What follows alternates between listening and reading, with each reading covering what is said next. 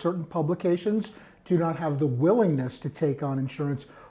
One, because of the potential loss in advertising revenue.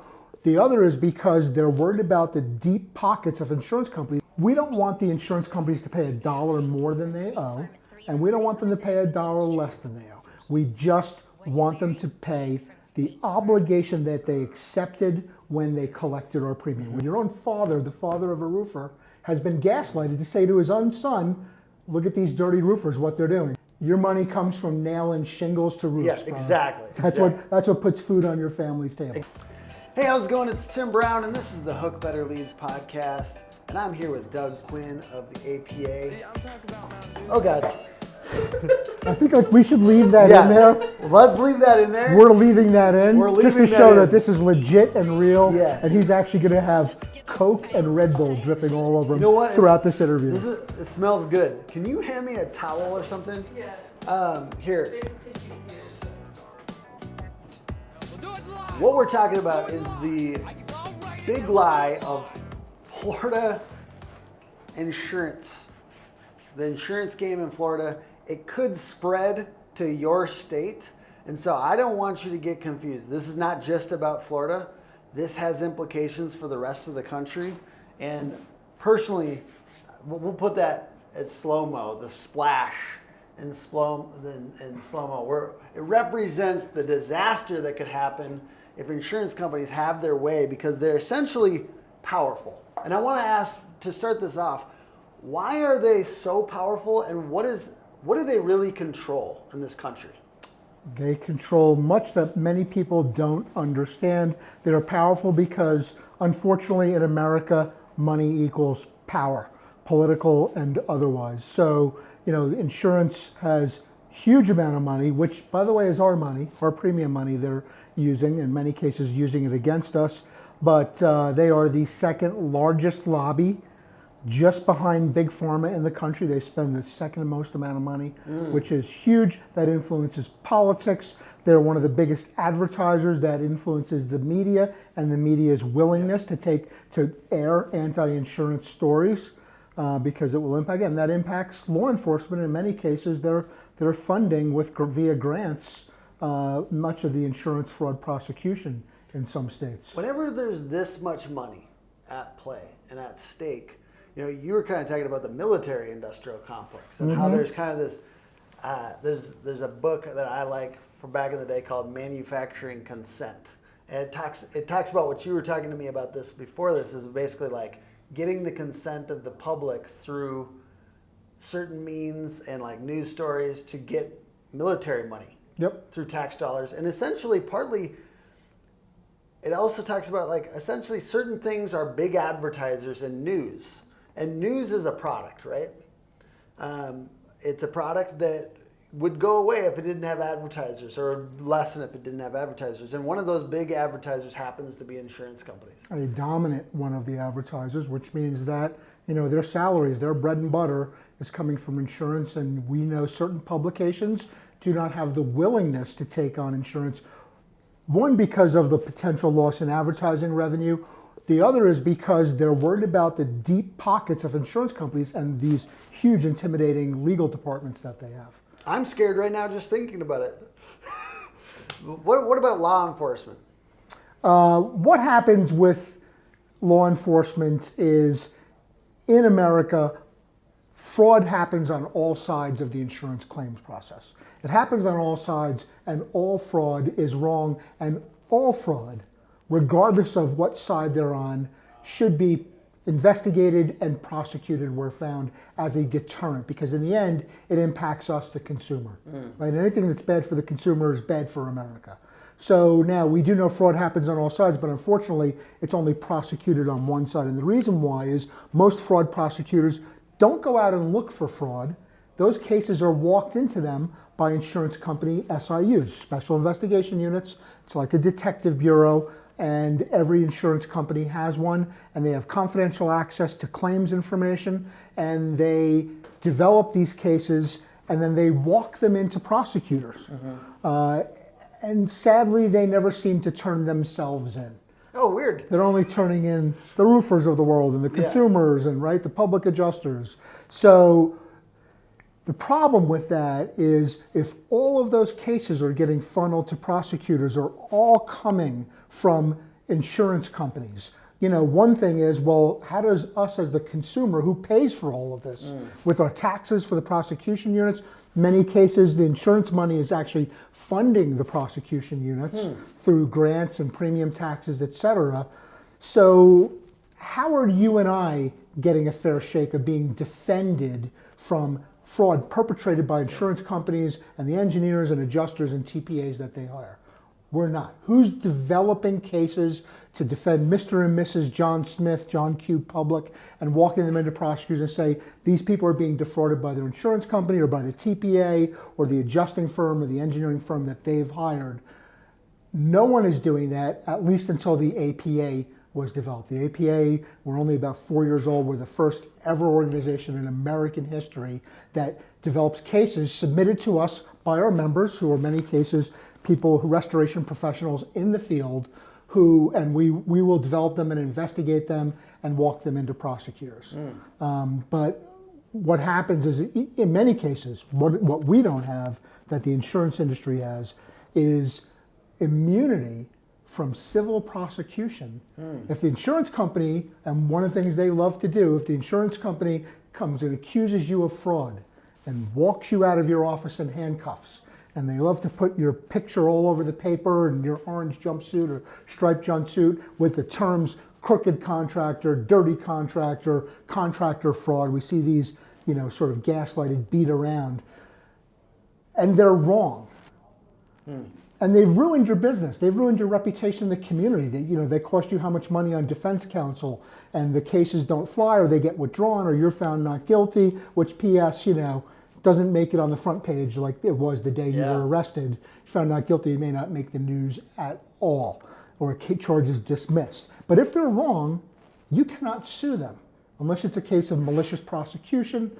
Famous case of that was Joe Radcliffe, where the insurance company had what's called exculpatory evidence showing that he was innocent, and they withheld it from the prosecution, and they didn't turn it over, and he was able to win a very large settlement, something like $15 million. Really? Oh yeah. Okay, so before we get into Florida, because I want to note that there's some things changing in Florida, and we're going to get into that. But before we get into it, I want to ask just a little bit of how you got into this. Like, did this happen to you, or like, why is APA so important for you? And just a little bit of your backstory, like a 3-minute version of your backstory. So I was a financial advisor for 30 years. I worked for one of the nation's largest insurance companies. My whole career, believed heavily in insurance. I still do. It's a very important tool, risk management tool for people. I got wiped out in Superstorm Sandy. My house was flooded. No big deal. That's why I bought insurance. I had bought the legal maximum amount of insurance that I could buy. I only had to get as much to cover the amount of my mortgage. I did not. I bought the flat maximum amount. Again, I'm a financial guy. I've recommended I don't know how many millions of dollars of insurance to my clients over the years. I believe in insurance. And what we found out is my insurance company offered me 37 cents on the dollar. And they hired an engineer who created a fraudulent report saying, all this damage was already here. These giant cracks in your foundation, they're what's called from earth movements, fundamental shifting of supporting soils, which conveniently earth movement is an exclusion from the insurance policy I had. And so they paid me, my house was a complete loss total, but they paid me 37 cents on the dollar. And we found out they were doing that to many, many people. So we all knew something was wrong, and a whole bunch of us, some people who were contractors, some people who were victims, grassroots organizers, people from, we worked very closely with our senators, people from all over, attorneys, fought this, and we were able to catch them changing reports where the engineer on scene would say, this is real damage from the storm. He would send it back to his firm, and his firm, in a process called peer review, would make illegal changes and add just sometimes the word not. This was not damaged by the storm. So we caught them. We had the Attorney General of New York raid an engineering firm, seize all their files, go back a couple of weeks later, walk one of their executives out in handcuffs, and that one arrest, one criminal arrest, was able to get 144,000 claims reopened and $350 million, give or take, money paid out to people who had been cheated. Are you a roofer that works in specific neighborhoods? Is it fair to say that if you're in a neighborhood, more likely than not, the neighbors also need your help? What Dope Marketing can help you do is send automatic mailings to the neighbors of the jobs you've just completed. So whether you know there was hail or wind damage, maybe there's an expiring storm in that area, whatever the case, we can create consistent marketing to the neighbors of the jobs you've recently completed with no minimum order. You can send 10 postcards, you can send 100 postcards, you can send 1,000,000 postcards. Target the neighborhoods of the jobs you're already working in for your roofing company with your friends over at Dope Marketing. Dope Marketing. Visit dopemarketing.com to get signed up for Dope 360 today. So a few years later, those of us that all met during this process got together and we formed the APA to say, you know what, we're done suing. You know, a civil suit has a legitimate place in the claims process. It's a way that an average American can get justice. But if it's a crime, if it is criminal fraud, a lawsuit is not the route to go. Now, maybe in addition to criminal prosecution, but the way you handle criminals is you prosecute them criminally. But in the process of looking at this, we found out that almost all insurance fraud prosecution is done to defend insurance companies for some of the reasons we just talked about. Never against insurance companies. We had done one of the few instances where we went after somebody on the insurance side and actually got an arrest and a prosecution. So, you know, obviously there's some injustice going on, and it's being all of our money, our tax money, our premium dollars is being used to basically make sure that the insurance companies are protected. So let's talk a little bit about Florida. So the big lie in Florida, we obviously see everybody's tightening up in Florida, like insurance companies, and they're getting aggressive in their lobbying and the changing of the laws and stuff like that. Where is this headed, and why does that matter to roofers around the country? What we find is the insurance industry, when they go into a state and they feel like they have a friendly legislature that, you know, in many cases they've funded their election campaigns, or maybe they're just pro-big business kind of people, fine. But when they feel like they have got a good balance in a state, they'll have a bill mill draw up some very insurance-friendly, in many cases anti-consumer bills, and they'll ram them through. And now this model legislation, once they've got it through in one state, they'll trot it around to other states and say, you know, hey, Florida's doing this, why aren't you doing this? And many state legislatures will do it because another state is doing it. And you said that for Florida right now, some of the legislation is really kind of towards lawyers. They've gone after attorneys, they've gone after contractors. We certainly know that they've made some very bold statements about public adjusters, and we expect them to do some anti-public adjuster legislation down the road. I've heard that a few times from certain people. So, you know, the big lie is what we're watching in Florida, and why this matters to everybody, because, you know, look, you might be safe in Colorado or in Louisiana or Texas or Minnesota, but these tactics, you know, these are national organizations, national companies, and they'll roll these companies out nationally. They may test it in a market. Or these laws. Like they're going to, basically you were saying it's like a tester market for their law, and then they'll figure out a way to, hey, Florida's doing this. Yep, and it's not just laws. It's, you know, what we watched with Florida is, you know, there's a lot of these smaller insurance companies who were started by people that, you know, they're not insurance men. I worked in the insurance industry for 30 years. These are not insurance people. These are business people. They're there to make money and extract profits. So they've started these companies and they are shifting money out. They're paying themselves extravagant bonuses and ownership dividends. They're using subsidiary companies. You might have one insurance company that's owned by a parent. The parent also owns a TPA firm. They also own an adjusting firm. They also own a reinsurance company, a general manager for insurance agents. They've got all these other firms, and they're paying huge, premiums to these other companies. Many cases, larger than the amount that is warranted, in some cases for work that may not even have been done. Mm-hmm. And they're getting it out of the insurance company. And the model is to leave a minimal amount of money in the insurance company, maybe a 1% profit or maybe even a loss. And then eventually, a lot of the companies are headquarters in the Bahamas, which is one of the largest, them and the Cayman Islands are one of the most prolific tax shelters in the world. So the parent company might be based out of the Bahamas, and the money going there, it's being sheltered, and the insurance company, when it goes under, it's like, oops, the company went under, but they've already pulled all the money out, and they get yeah, to because there's like a couple that was a news story. I think we all heard there's a couple insurance companies that went under in Florida, but you're saying 8 of them just recently. yeah, and so you're saying that isn't the story that they want to make it seem. No, and they got caught doing this in 2010. A reporter from Sarasota named Paige St. John actually won a Pulitzer Prize uncovering this kind of tactic. Yeah. And one of the articles she did was how the insurance companies and these businessmen are robbing their companies and robbing the Florida market of all these profits. And then the other article that she did focused on how Florida regulators, the Division of Financial Services, were asleep at the wheel, the Office of Insurance Regulation. The people who are supposed to be watching these companies and making sure this didn't happen were not, and it was embarrassing for them. So now we start hearing in the end of 21 and the beginning of 22, all this messaging come out.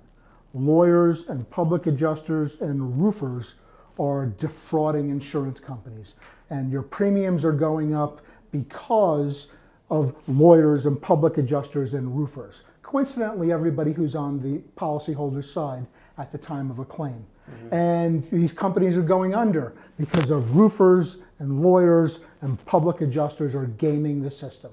And it didn't make sense, and the math didn't add up. I had already seen a study done by the Consumer Federation of America in 21 talking about how insurance companies invent social inflation, which is jury awards and the things we're talking about, litigation, as a way to cry poverty and raise premiums. So I kind of was hip to that trick. Mm-hmm. And the math didn't make sense.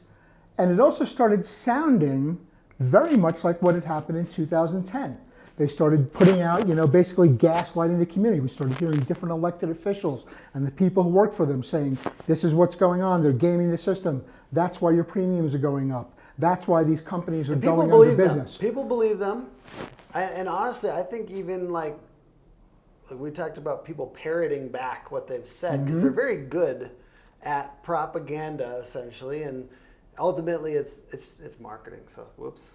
Because I'm a marketer, I understand it. I understand the psychology of it. The you were talking about fear-based messaging to allow it to hit people harder, and ultimately, like, I'll just say I understand. There's, I'm just saying my dad was talking when I talked to him about roofers, and he's like, I know that there's roofers in Florida that are doing these things, and it's like part of me is like I know that there's some.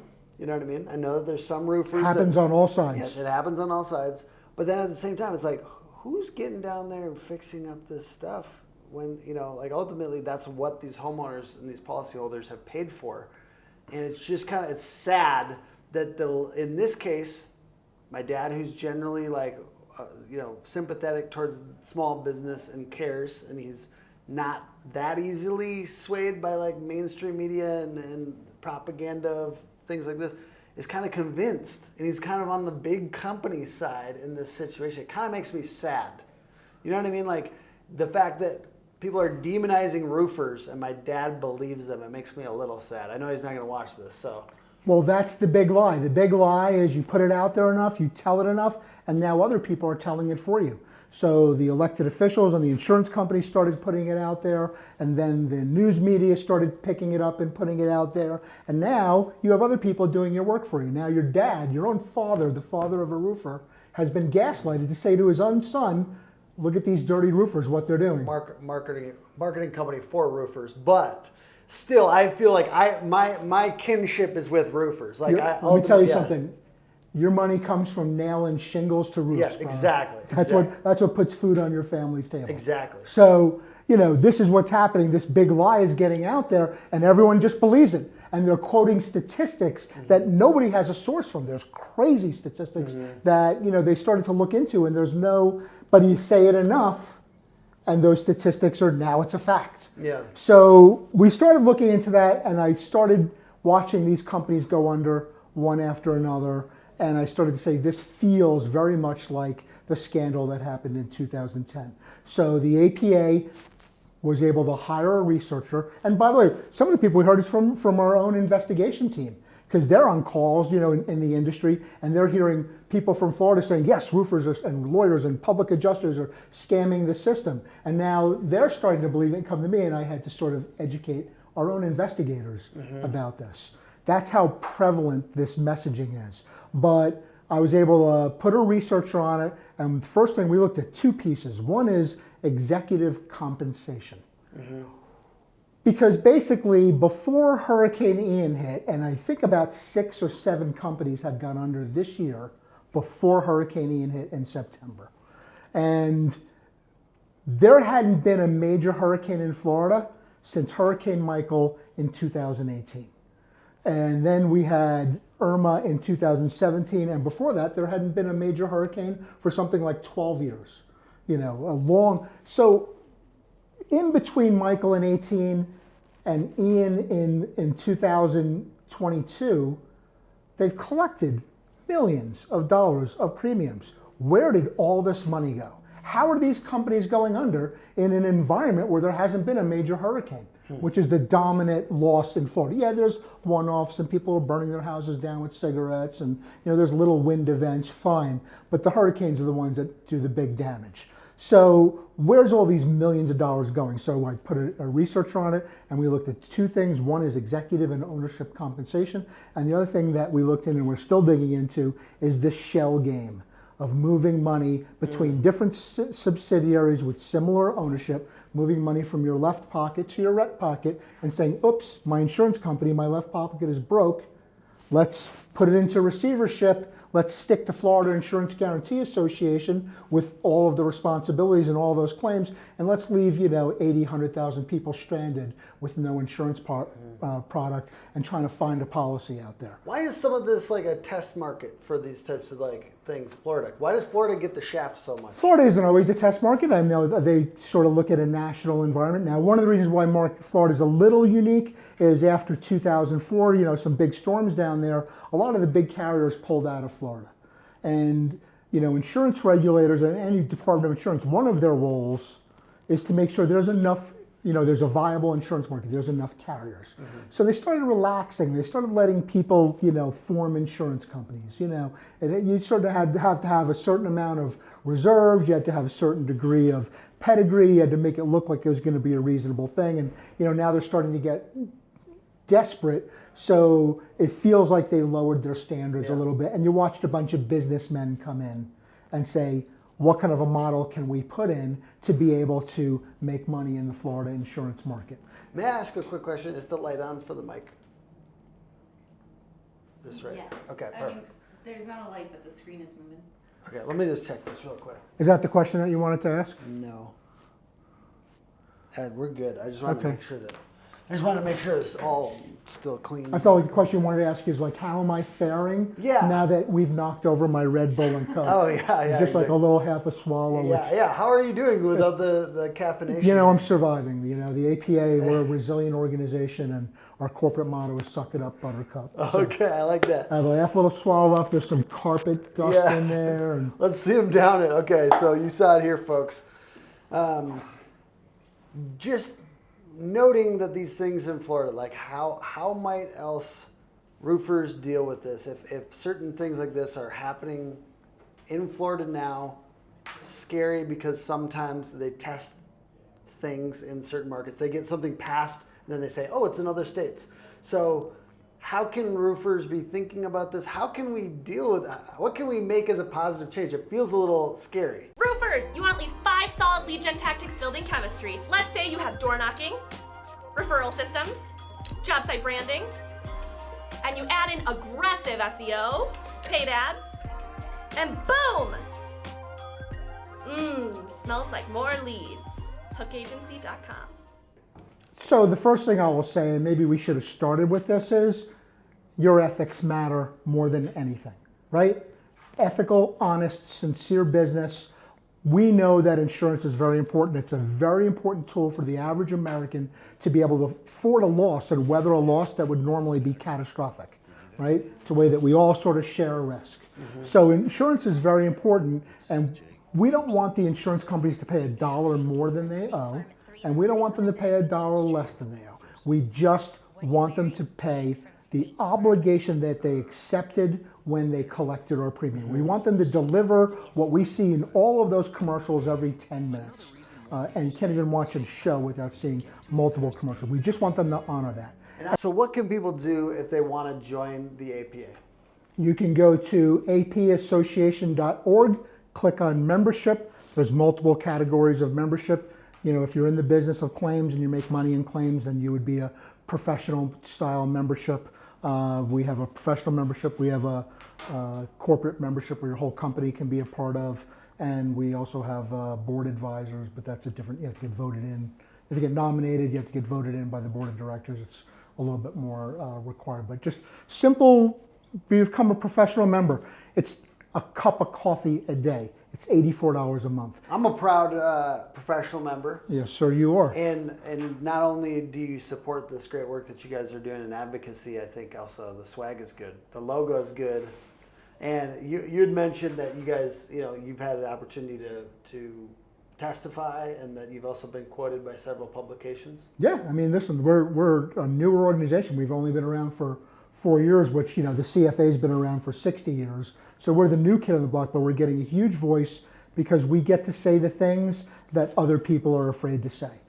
We get to say the things that you probably shouldn't say, but through your collective voice with the APA, we get to say it.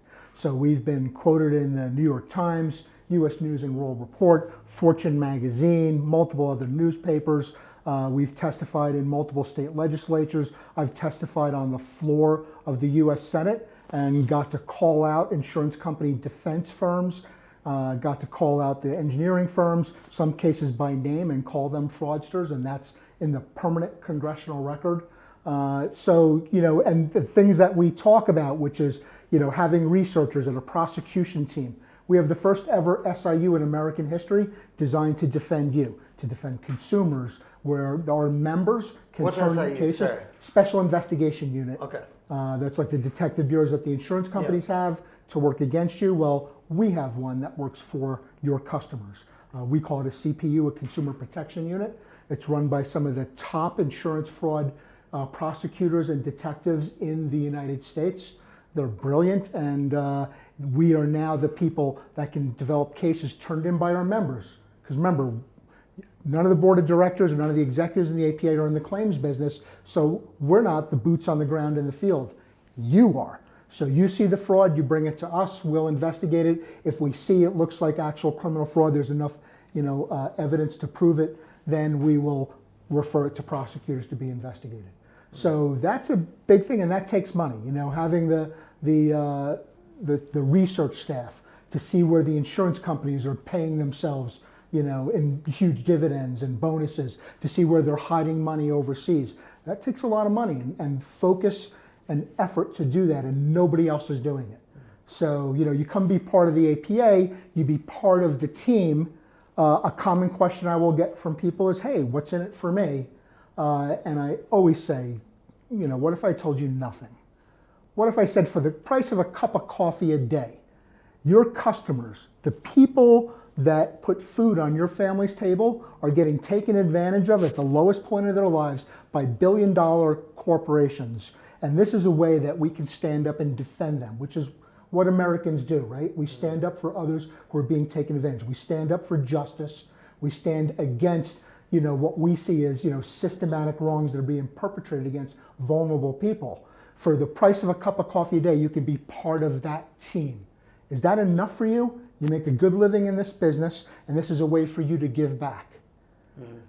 Is that enough? And P.S., if someone answers, yes, that's enough, I know I'm talking to the right person. We don't need everybody on the team. I want to know who I'm in the trenches with. I want to know when the bullets start flying, because we're the ones that are at the point. We're the ones that are being targeted. I promise you, I've been told that we've been investigated. I promise you, if they ever come after, you know, APA headquarters is my personal residence. You know, so if something happens, I'm the one that's going to take the heat. The APA staff is the one that's going to take the heat. The board of directors are going to take the heat, and that's what we're here for. We're okay with that, but I want to know who I'm in the trenches with. That people aren't going to cut and run when the bullets start to fly.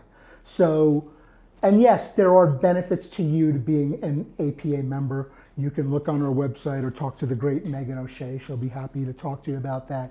But that shouldn't be your first question. If someone asks me the first question, what's in it for me? I know I'm talking to the wrong person. You know, and I think part of that is just people are sort of programmed. You know, everyone's trying to sell them something, and here's how it benefits you. Listen, this benefits your customers. It will benefit your business in the long run. It'll benefit America in the long run, and that should be enough. Absolutely, and I appreciate everyone watching this. Is it .org or .com? apassociation.org, Alpha Papa, the word association.org. Or you can reach out to the great Megan O'Shea, who is joining us here behind the camera. Awesome. And the podcast is put on by hookagency.com, Hook Agency all over social. Thank you for watching. Give it a thumbs up, comment below. Appreciate y'all. Bye.